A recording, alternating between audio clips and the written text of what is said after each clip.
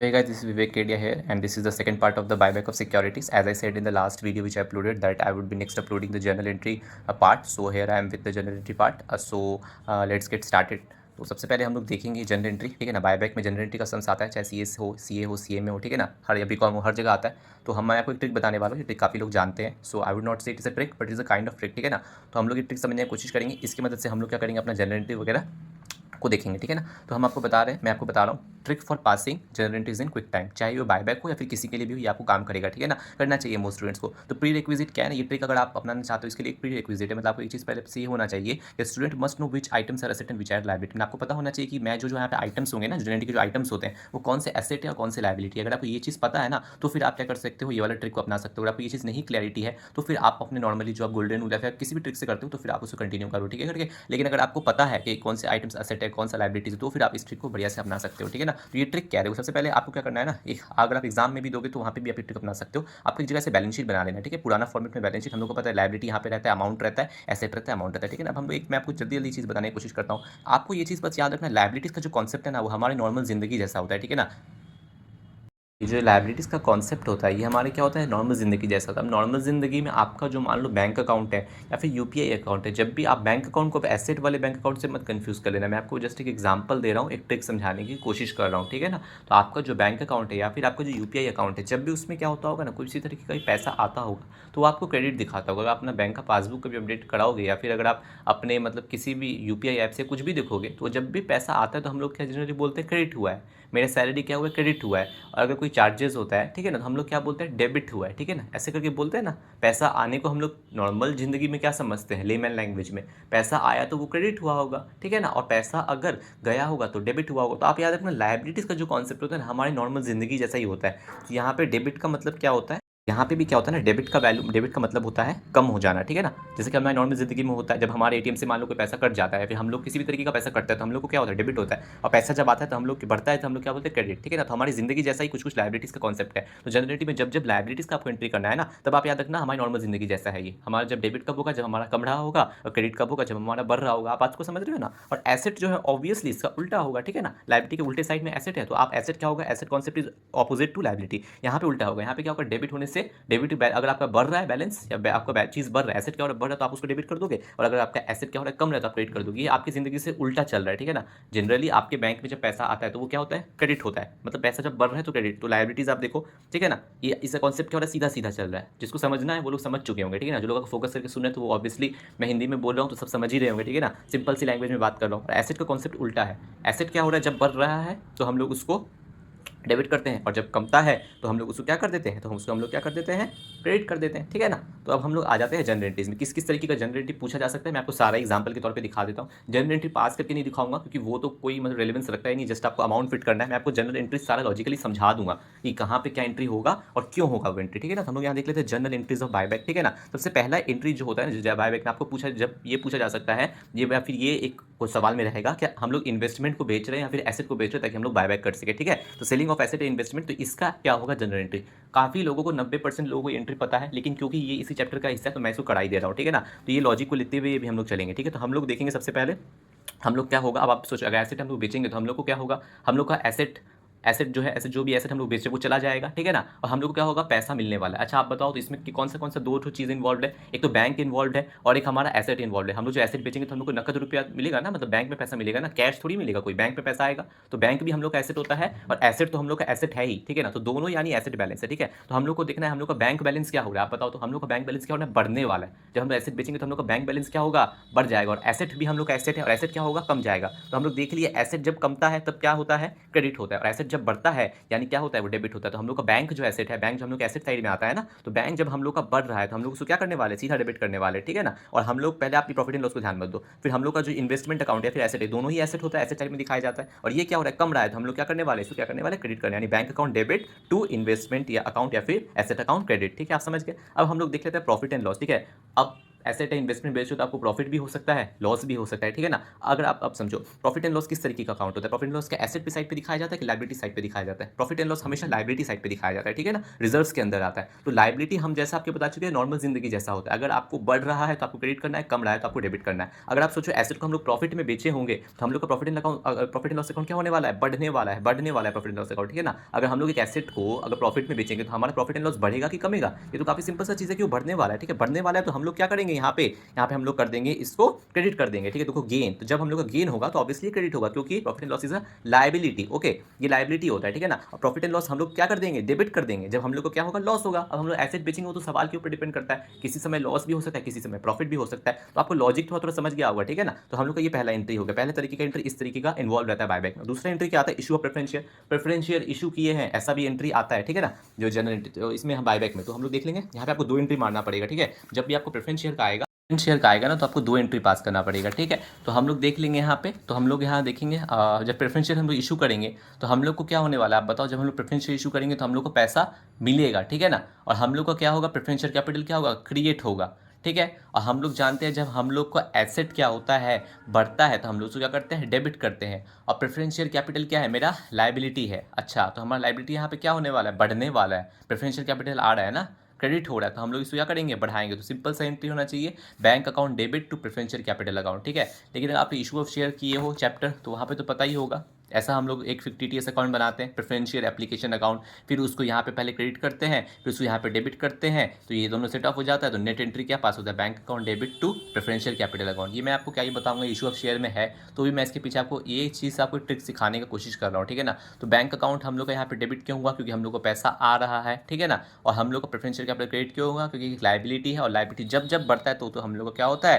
Credit होता है, ठीक है। तो इस तरीके का एंट्री भी आप ध्यान में रखना, इस चैप्टर में आएगा, ठीक है ना। अच्छा, हम लोग का तीसरा एंट्री बन जाता है अब हम बायबैक का एंट्रीज, ठीक है ना। अब हम लोग इंपॉर्टेंट वाला देख लेंगे, हम लोगों का बायबैक का एंट्रीज, ठीक है।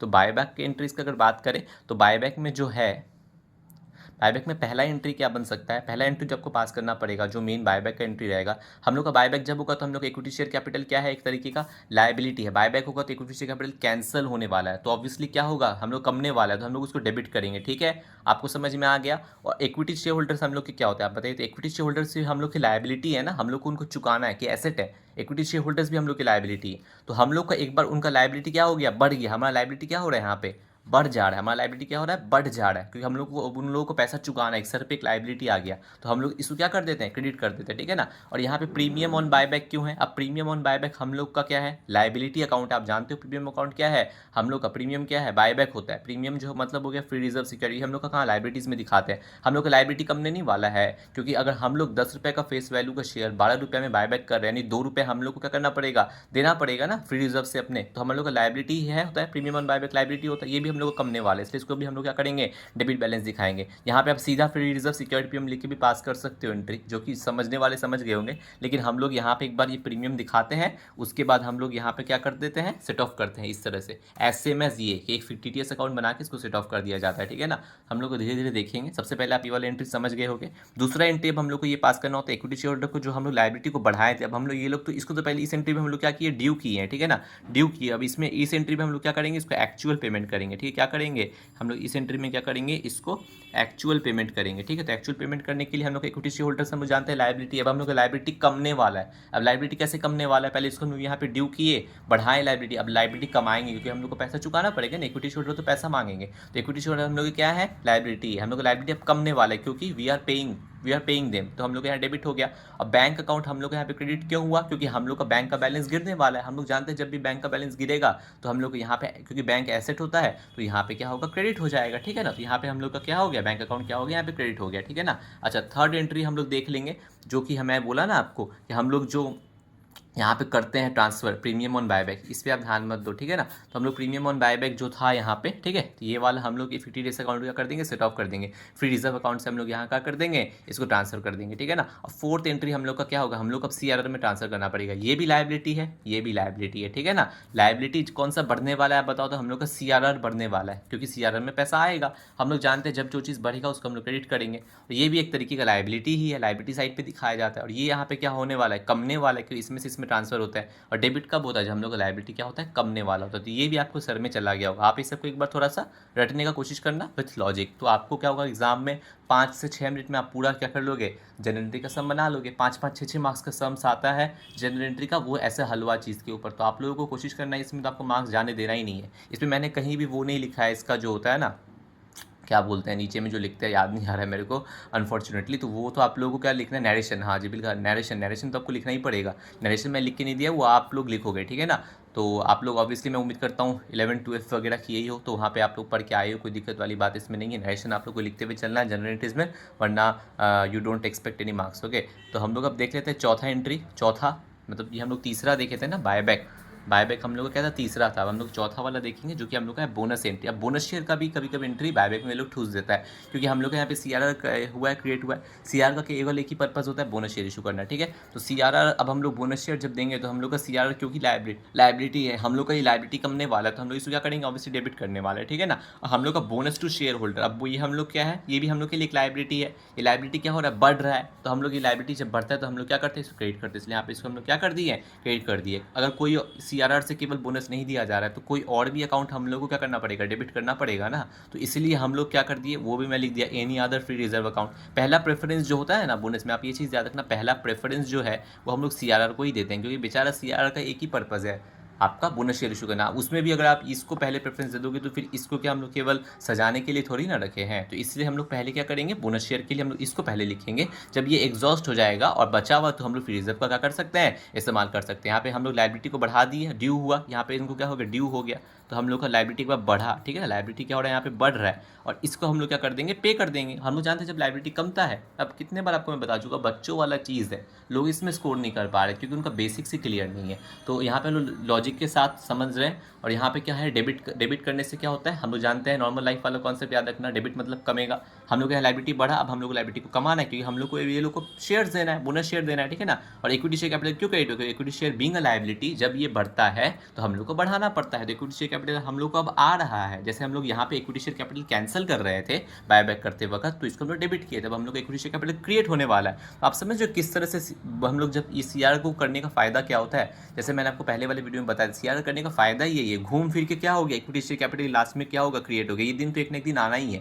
कंपनी के पास अगर CRR पड़ा है तो आप ये समझ लो कंपनी कभी ना कभी बोनस शेयर इशू करेगा ही, क्योंकि CR का केवल एक ही पर्पज होता है। और CRR क्यों क्रिएट किया गया है, क्योंकि बायबैक किया गया है। इवन प्रेफरेंस शेयर के रिडेम्पशन में काफ़ी चीज़ों में भी किया जाता है, ठीक है, वो आप धीरे धीरे समझ जाओगे। तो अब जो CRR क्रिएट हुआ, इससे हम लोग बोनस शेयर इशू की, बोनस शेयर हम लोग इक्विटी शेयर कैपिटल को क्या करेगा, वापस बढ़ा देगा। तो CRR का कॉन्सेप्ट भी आपको इससे थोड़ा समझ में आ गया कि क्यों हम लोग CRR में ट्रांसफर करते हैं, ताकि बैलेंस बना रहे, कंपनी कर्जे से डूबा हुआ ना बन जाए। तो आई होप आपको ये सब समझ में आया होगा। ये सारा जनरल एंट्री जो मैंने आपको बताया, इसी में से मोस्ट प्रोबेबली क्या होने वाला है, सारा जनरल एंट्री आपको कॉमन मिलने वाला है, ठीक है ना। ये सब नोट्स आप टेंशन मत लो, मैं आपको लिंक दे दूंगा, आप इसको, मैं जो पढ़ाया हूँ इसको आप 1-2 बार देख लोगे, अगर अच्छे स्पीड में देख लेना, उसके बाद आप इन नोट्स को अगर अच्छे से देख लोगे, घर पे इसको प्रैक्टिस कर लोगे, तो आपको कोई भी दिक्कत नहीं आने वाला है जनरल एंट्री से। और किसी भी तरीके का सवाल आएगा आप बिल्कुल क्या करोगे, उसको फोड़ दोगे। तो आज के लिए इतना ही। अब नेक्स्ट पार्ट में मैं जो वीडियो बनाऊंगा वो क्या होगा ना, आपका न्यूमेरिकल्स होगा, उसका भी मैंने नोट्स पूरा रेडी कर लिया है, ठीक है, आप देख सकते हो यहाँ पे। तो मैंने उसका भी नोट्स बिल्कुल बना लिया है, जहाँ पे हम लोग करेंगे उस तरीके का सवाल। अगर आप पुराना क्वेश्चन देखे होगे या फिर बुक देखे होगे, जहाँ पे रहता है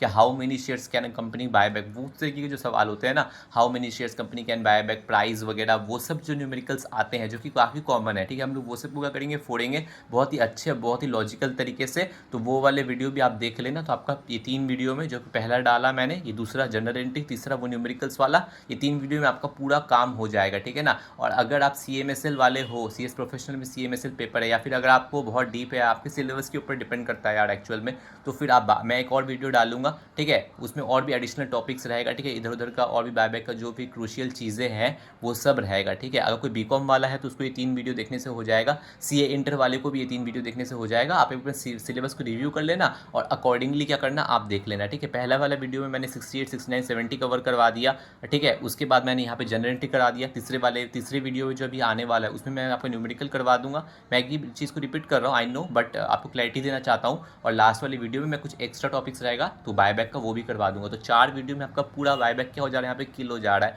और 100% अगर आप इसको कर लोगे, ये नोट्स को रेफर कर लोगे, बायबैक का आप सवाल बनाओगे और 5, 7, 10, 15 जो भी आपके एग्जाम में एज पर योर एग्जाम आएगा वो आप उसको अच्छे से क्या करोगे, फोड़ पाओगे। तो आज के लिए इतना ही, बाय बाय।